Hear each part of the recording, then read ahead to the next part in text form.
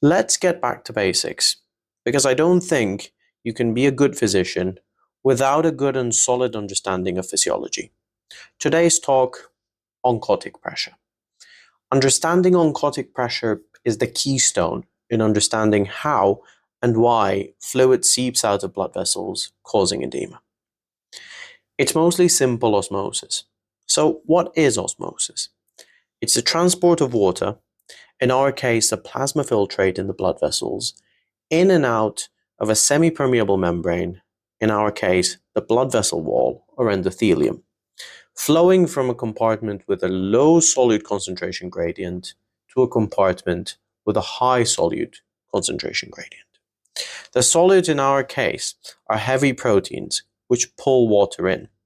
The heavy proteins in the blood are mainly albumin, globulin, and fibrinogen, with the main solute being albumin, making up around 50% of the plasma proteins. So there is an abundance of protein in the plasma compartment of blood, making it the compartment with the high concentration gradient, and thus pulling and keeping water inside the blood vessels, while the interstitial compartment, or the tissue outside of the blood vessels, don't have many protein particles. Hence, they're the compartment with the low concentration gradient, where water is pulled from. So what will the net effect be? Water remains in the blood vessels, and the fluid that seeps out due to hydrostatic force is pulled back in.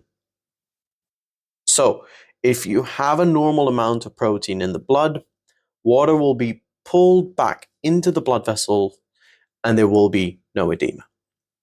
If anything, however, decreases protein in the blood, then the concentration of solute in the blood will drop, and hence the oncotic pressure inside the blood vessels will go down, causing the inside of the blood vessels to no longer be the compartment with a higher concentration gradient, and water will seep out of our blood vessels, causing edema.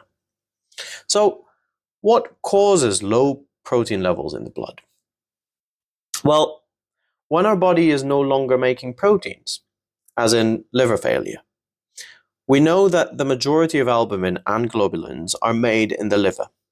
So when this protein factory fails, so does our oncotic pressure, causing edema.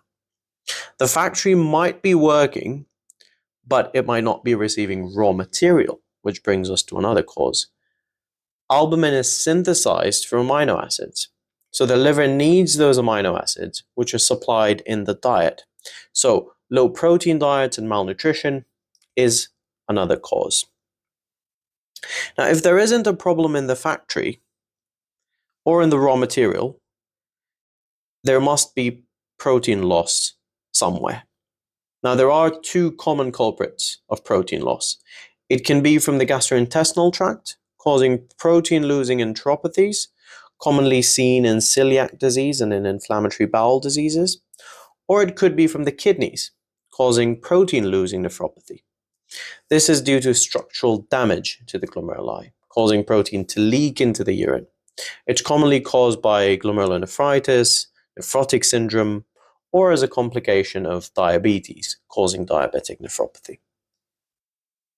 Another rare cause of protein loss worth mentioning is severe burns, which leads to protein loss from damaged tissue and a subsequent drop in protein in the blood, causing a low oncotic pressure and subsequent edema.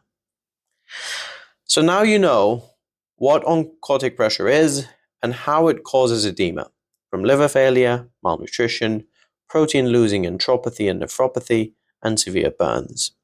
We've only mentioned one mechanism of edema here.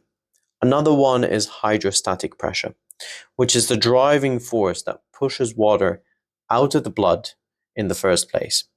It's the mechanism by which heart failure also causes edema. It's a very interesting topic, and hydrostatic and oncotic pressure sort of counteract each other, and both are responsible for water leaving the blood vessels and then coming back into the blood vessels.